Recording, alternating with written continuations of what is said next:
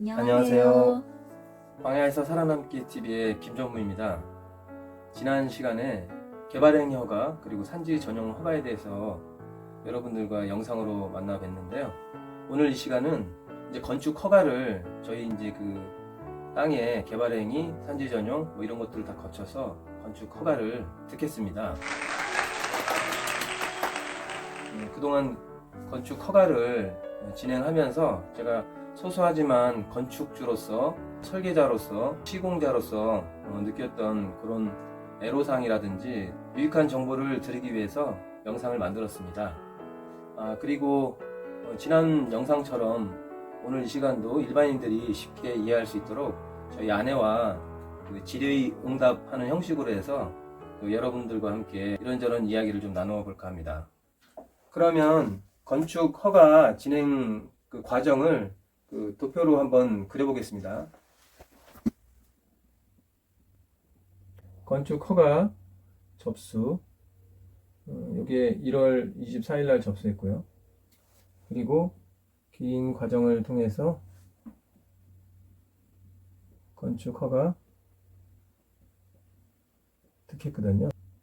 여기에 3월 16일 날 완료됐습니다. 약 한 달 반 정도 걸렸는데요.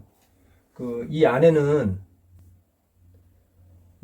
지난 영상에 소개해드렸듯이 개발 행위 허가 과정이 있었고, 그 다음에 산지 전용 허가. 저 질문 있는데 지금 건축 허가 접수잖아요. 근데 네. 그냥 당신한테 듣기로는 그 허가 접수가 아니라 신고 뭐 이런 내용도 있던데 그게 틀린가요? 건축 허가라는 거랑 이제 건축 신고라는 것이 이제 헷갈릴 수 있는데, 네. 이거는 건축 네. 면적이 60평 이상이 될 때는 건축 허가고, 건축 면적이 60평 이하일 때는 네. 건축 신고를 접수하게 돼요. 근데 건축 허가가 좀 더 협의부서나 이런 것들은 좀 네. 관에 협의할 부서들이 좀 많긴 하지만 건축 신고나 건축 허가나 네. 크게 네. 별 차이가 없어요. 그냥 60평을 기준으로 네네. 이하냐 이상이냐? 우리는 60평 이하잖아요. 33평이니까. 네. 그래서 건축 신고로 접수를 했는데, 이제 시청자 여러분들이 건축 신고 접수 이러면 또 좀 헷갈릴 것 같아서 건축 허가 접수로 이제 네. 용어를 좀 정리할게요. 아. 네, 같은 거예요. 네네네. 네. 저희 건축 허가 접수부터 허가가 득할 때까지 그 중간에 개발행위 허가랑 산지 전용 허가 이런 게 있잖아요. 네. 근데 개발행위 지난번에 얘기는 해줘서 그게 무슨 내용인지는 알고 있지만 이게 이렇게 중간중간에 있는데 이거는 혹시 접수라는 걸 하고 시간이나 기간 이런 건 얼마나 걸려요? 사실 건축 허가에서 허가 득까지는 이게 민원 처리 기간이 뭐 15일인가 뭐 이렇게 돼 있는 걸로 제가 기억하고 있는데, 네네. 근데 이제 이 안에 이제 건축 설계도면을 만들어야 되고, 특히 개발행위 허가하고 산지 전용 허가를 같이 겸하게 되면 사실 이 기간은 상당히 길어질 수가 있어요. 따로 했을 전에 때? 한번 전 영상에서 제가 설명해 드렸듯이 개발행위 허가를 할 때 가장 중요한 것이 허가 조건을 충족하는 토지를 매입하는 것이 중요하다고 그때 말씀드렸을 거예요. 이런 조건들이 다 충족돼 있으면은 저처럼 이렇게 개발행위 허가, 산지 전용 허가까지 건축 허가의 기간 내에 있다 하더라도 빨리 이제 진행될 수 있는 거고, 이런 허가 조건들이 충족되지 않으면 이것을 맞추기 위해서 오랜 시간이 걸려서 아마 건축 허가를 득하는 데 시간이 오래 걸릴 거예요.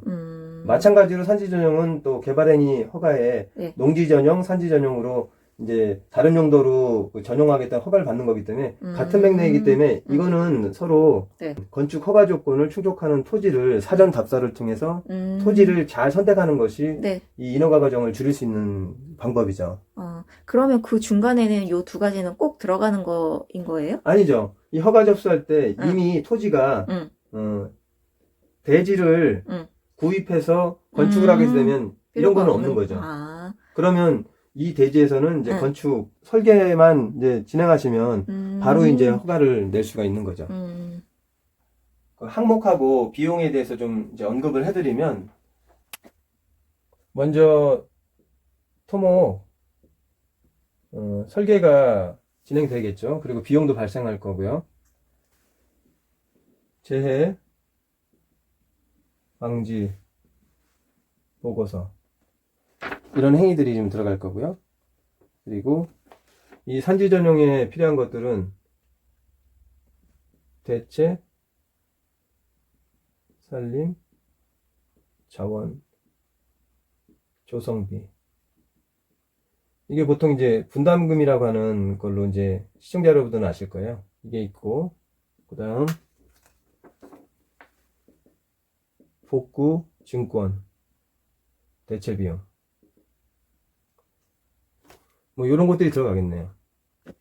그래서, 지난번에 말씀드렸지, 지역마다 좀 틀리겠지만, 요것이 한 350만원 정도 들었고요. 그 다음에, 재해방지 보고서가 한 200만원 정도 들었고요. 부담금은, 이거는 이제, 땅과, 이 토지와, 이 토지의 뭐 용도나 뭐 여러 가지 그 지역에 따라서 이제 이 부담금은 좀 차이가 있고요. 그리고 요것도 마찬가지. 요거에 해당되는 돈이니까 요것도 이제 그 토지마다 좀 틀릴 거고요. 그래서 요런 과정들이, 다, 이루어지고 나서야 이제 건축 허가를 득할 수 있는 요건이 생겨요. 그래서 여기서 보시면 알겠지만 이런 행위가 끝나면 여기서부터는 사실은 건축 설계가 진행돼야 돼요, 같이. 그래서 허가를 접수하고 나서 설계사무소에서는 건축 설계가 이제 들어가고 개발행위 허가, 산지전용 허가에 맞는 토목 설계가 같이 유기적으로 이루어져서 이제 최종 이제 허가 도면이 완성되는 거예요. 그래서 이 허가 도면이 완성되면 이제 중간에 이제 어느 시점 되면 이제 각종 서류가 이런 것들이 이제 다 정리가 되면 그때 이제 그 세움터라고 건축 행정정보 시스템 그 인터넷을 통해서 접수를 할 수가 있습니다. 옛날에는 일일이 찾아다니면서 이제 관에 들어가서 공무원들을 만나고 했지만 이제는 세움터로 그 인터넷으로 접수하고 인터넷에서 각종 그 협의 내용이나 이런 것들을 파악할 수 있고 그리고 허가가 득하면 언제쯤 득할 수 있는 예정 시간도 주고 또 각종의 어떤 민원에 필요한 것들이 있으면 건축주한테 문자로 그 내용들을 전송해주고 그래서 이런 절차를 따라서 건축 허가를 득하게 됩니다. 그래서 개략적으로 건축 허가 접수와 허가 득할 때까지 과정을 말씀드렸는데 여기서 건축주가 직접 해야 할 일들은 사실은 없어요. 대지에 대한 어떤 그 허가 조건 충족을 위해서 사전 답사하는 이런 부분들을 하지만 사실 이 개발행위 그리고 산지 전용 그리고 그에 따른 많은 이제 토목 설계 이런 뭐 모든 것들의 이런 것들은 다 전문가인 토목 설계사무소에다 의뢰를 해서 가야 돼요.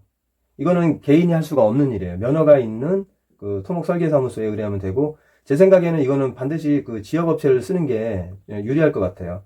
이 내용을 너무나 잘 알고 또 대관 업무 같은 것들이 굉장히 용이하기 때문에 저도 이 짧은 기간 동안 허가가 난 것도 이 지역 토목 설계사무소에 이제 그 도움이 있어서 가능했던 것 같습니다.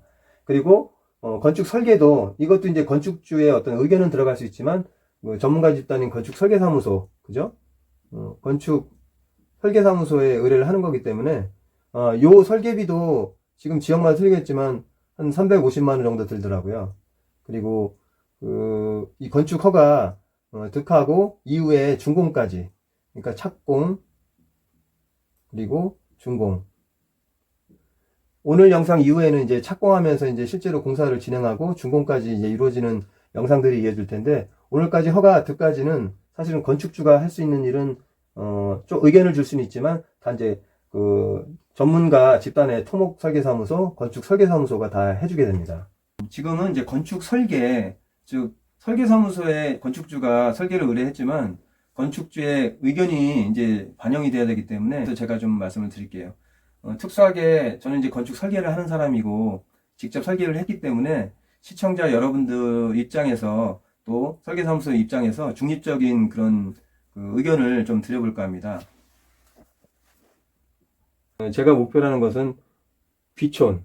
이제 귀농과 귀촌이 있는데 귀농은 아니고 저는 이제 귀촌이다 보니까 여기에 포커스를 맞췄어요. 그리고 강원도라는 자연 조건을 생각해야 되는 그런 게 있었어요. 왜냐하면 강원도가 많이 춥잖아요. 영하 기온이 뭐 4월 달에도 있더라고요. 그래서 특별히 이런 것들을 목적으로 해서 이제 제가 계획을 했는데, 일단 규모를 정할 때 이거에 대한 고민을 참 많이 했던 것 같아요. 처음에 제가 그래도 귀촌을 하니까, 그리고 또 뭐 제가 이제 설계를 또 하는 사람이다 보니까 사실은 처음에 뭐 그럴듯하게 이렇게 미음자로 해서 여기 뭐 데크하고 해서 뭐 이런 식으로 온실을 두고 뭐 여기 실을 조성해서 한 60평가량 정도의 어떤 그 계획을 처음엔 했어요. 근데 제가 이제 공부를 하다 보니까 이 60평이라는 것이 너무 큰 면적이더라고요. 그래서 이 60평 면적만 큰 게 아니고 뭐 난방이라든지 뭐 그 밖에 모든 문제들이 실제로 딱 맞는 평수만 지어야지, 너무 큰 평수를 짓게 되면 오히려 나중에 이 관리가 안 돼서 문제를 일으킬 수 있다는 판단에, 이제 이거는 제 이제 극히 개인적인 이제 생각 때문에 그렇게 했는데, 그래서 그 다음에는 요거를 조금 이제 축소해서 같은 어떤 컨셉을 유지하면서 제가 또 이제 디귿자로 해서 정남향으로 해서 이제 한 48평으로 한번 줄여봤어요. 이것도 뭐 크게 이제 변화가 좀 없는데, 역시나 이것도 너무 컸어요. 그래서 저는 이제 지금 이제 허가를 받은 이제 33평에 이제 설계를 만들게 됐는데, 33평으로 이제 4인 가족으로 이제 계획을 이제 했고요. 저는 간단해요. 뭐 이렇게 거실 존, 그 다음에 이제 이렇게 해서 부부 전용, 이 안에 이제 뭐 화장실, 뭐 서재, 뭐 이런 것들 들어가겠죠. 그리고 이제 아이들 방, 아이들 방, 그리고 거실 및 다이닝. 이거에 이제 뭐 설계할 것도 없이 이제 33평이 됐는데, 제가 60평에서 48평에서 33평으로 점점 이제 줄게 된 그 이유는, 사실은 60평으로 번듯하게 짓는 것도 좋지만, 제가 건축 설계를 진행하면서 이제 시공비를 생각하지 않을 수가 없었어요. 근데 이제 시공비가, 요즘 아시겠지만, 시공 단가가 너무 올라가가지고, 아시죠? 콘크리트 구조가 이게 평당 공사비, 평당 따지면은 이게 한 750만 원 정도 돼요. 지금은 더 올랐을 수 있어요. 그리고 중목구조, 목조주택을 져도 이게 한 650만 원 정도 이렇게 들어가더라고요. 그리고 요 두 가지는 뭐 각자의 의견들이 다 틀리지만, 저는 원래 아시조를 좀 선호했었는데, 목조주택, 패시브 하우스도 좀 생각은 해봤지만, 저는 결론적으로 가성비를 좀 따지는 그쪽으로 방향을 맞췄습니다. 그래서 저는 경량 철골 구조로 이제 공사를 하게 됩니다. 그리고 이런 시공회사에 맡기면 이제 제가 이제 그 비용을 좀 감당하기가 좀 어려워서 경량 철골 구조로 이제 직영 공사를 하게 돼요. 그래서 제가 라이센스가 있는 관계로 이제 현장 관리인이 돼가면서 이제 직영 공사를 이제 진행하려고 그래요. 그래서 이때 사실 이제 이후에 있는 영상 속에 이제 시공하면서 이제 시공에 대한 그 단가 같은 것들은 제가 이제 정보를 드릴 수 있을 것 같고요. 아무튼 이 시공비를 생각하지 않을 수 없어서 규모를 부득이 33평을 만들었고, 대신에 정남향으로 햇볕을 잘 받을 수 있게, 그리고 여기는 데크를 깔았고요. 그래서 정남향으로 아이들 방, 그리고 부부 전용의 모든 부분에 채광이 이제 들어올 수 있게, 그리고 지붕 형태는 이제 박공. 사연이 많은데 제가 공부를 아무리 많이 해도 방수 같은데 최적은 역시 이 박공 지붕이 최고더라고요. 그래서 요 한 덩어리, 그리고 요 한 덩어리, 그리고 요 한 덩어리에서는 계단실을 두어서 다락까지 이제 사용하는 그런 형태로 지금 건축 계획을 진행했어요. 시청자 여러분들도 명심해야 할 것이 있어요. 뭐냐면 이 귀촌 또 귀농을 하실 때에 그 건축의 어떤 규모를 크게 잡으면 큰 낭패를 볼 수가 있어요. 특히 자연 조건이 그 불리한 어떤 그 강원도나 이런 곳에 전원주택을 계획하신다면 상당히 그런 부분을 고려해야 할 것 같아요. 만약에 큰 규모로 정말 제가 처음에 계획했던 그 60평짜리 큰 어떤 그 집을 짓게 되면 사실 쓰는 공간만 어쩌면 사용하고 나머지는 전부 다 난방도 안 하고 너무 난방비가 많이 드니까 대부분 귀촌하고 귀농하는 곳은 도시가스도 아마 안 들어올 거고 여러 가지 난방에 대한 어떤 그 비용 발생이 클 텐데 그래서 가장 최적으로 자연 친화적으로 그 자연 조건에 순응하면서 정남향으로 해서 이제 태양열로 해서 이제 우리 실내가 대표진 어떤 그런 방식의 그 계획을 하셔야 추후에 관리도 편하고 유지 비용이 적게 될 걸로 이제 생각이 돼요. 물론 여기 이제 시공비를 제가 이제 걱정했다는 이 얘기는 돈이 많으신 분들은 이걸 뭐 고려할 필요가 전혀 없겠지만 저처럼 좀 공사 비용이 많이 발생하면 전원주택 꿈을 이루는데 많은 어려움이 있는 분들은 제 영상을 보시면서 좀 참고하시면 소규모 주택 그리고 시공비를 최대한 줄이면서 그리고 이제 편견들이 많이 있더라고요. 경량 철골에 대한 편견, 그리고 목조주택에 대한 편견, 그리고 RC 구조에 대한 편견, 이런 것들이 다 있지만 사실은 저는 이제 건축 설계를 하는 사람 입장에서 다 각각의 장단점이 있다고 생각합니다. 저는 건축 공사비에 부담을 느꼈기 때문에 경량 철골 구조로 이제 간 거고요. 또 직영 공사를 할 수 있는 조건이기 때문에 직영 공사를 한 것이고요. 그리고 그 가족들 4인 구성에 가장 적합한 더 지나치지도 않고 부족하지 않은 면적을 찾은 게 33평입니다. 근데 여기 플러스 또 다락방이 13평 정도가 나와요. 그러면 합하면 한 46평 정도 쓰는 거니까 저는 이제 이 도면은 이제 저희가 이제 사는 집을 만든 거고 이걸 토대로 해서 이 시공비를 걱정하지 않고 설계를 할 수 있다면 그 다음번에 미리 해놓은 이 60평짜리를 한번 짓고 싶은 마음이 있습니다.